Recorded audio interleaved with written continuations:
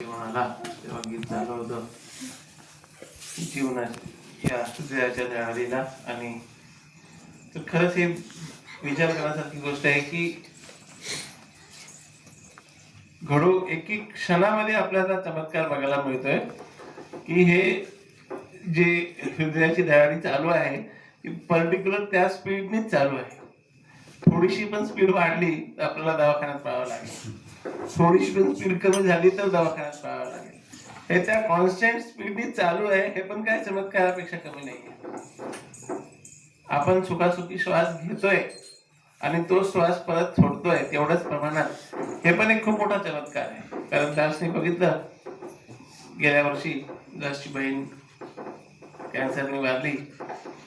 एक एक श्वास घेताना त्याला खूप सोपा जायचा आणि सोडताना ती श्वास सोडूच शकायची नाही. प्रत्येक श्वासाला तिला त्रास व्हायचा. त्यावेळेस आपण एवढा सहजासहजी जन्मलोय तसा श्वास घेतोय सोडतोय घेतोय सोडतोय.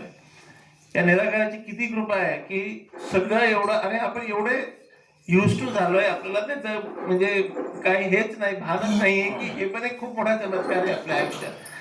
क्षणोक्षणी चमत्कार होतोय आपल्या आयुष्यात. तर या सत्संगात प्रत्येक आलेला श्वास आणि सोडणाऱ्या श्वासासोबत याचा एहसास राहावा. कारण हे खूप मोठा चमत्कार आहे की आपण श्वास घेतोय सुखासुखी आणि सोडतोय सुखासुखी.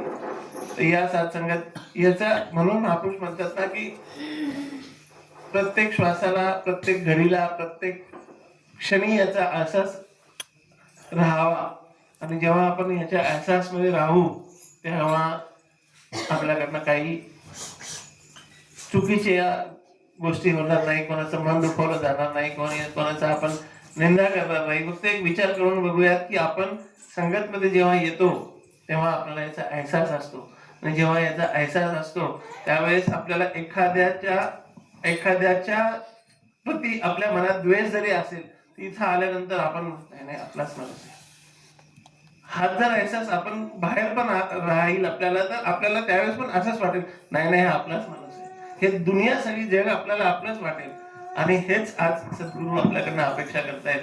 या सत्संगात याचा एहसास राहावा आणि याचा विश्वास आपल्याकडे कायम एकदम, हेच तुमच्या आणि सद्गुरूच्या चरणी अरदास आहे की, कारण काय होतं की बऱ्याच वेळा आपला विश्वास डगमगून जातो आणि सगळा खेळच विश्वासाचा आहे.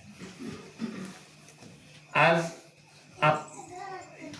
दास तर नंकार का शुकर है, सद्गुरूची कृपा आहे की या दरातच जन्माला आला. पण आज आपण बघतो, आणि मी ते बघण्यासाठी बऱ्याच वेळा खास वैष्णोदेवीला म्हणा, तिरुपतीला म्हणा जाऊन बघितलं, मित्रांसोबत फिरायला वगैरे गेलो. तिथं गेल्यावर एहसास होतो की खरंच सद्गुरूने आपल्याला कशा कशातून वाचवलंय. भक्ती एवढी सोपी करून दिली आहे आपल्याला, तर हे पण याचा शुकर आहे. नाहीतर आज दुनिया किती कर्मकांडांमध्ये अडकलेली आहे. ते खास बघायला म्हणून दास गेला आणि तिथे जाऊन जो सद्गुरूमती एक मनातून जे थँक्यू निघालं की बाबा आज जर इथं नसतो तर कुठं असतो. तर या सत्संगात तुमच्या चरणी हेच अरदास की हा विश्वास पण कायम बनून राहावा आणि सदोदित तो घन होत जावा. या सत्संगात इथं थांबतो दास.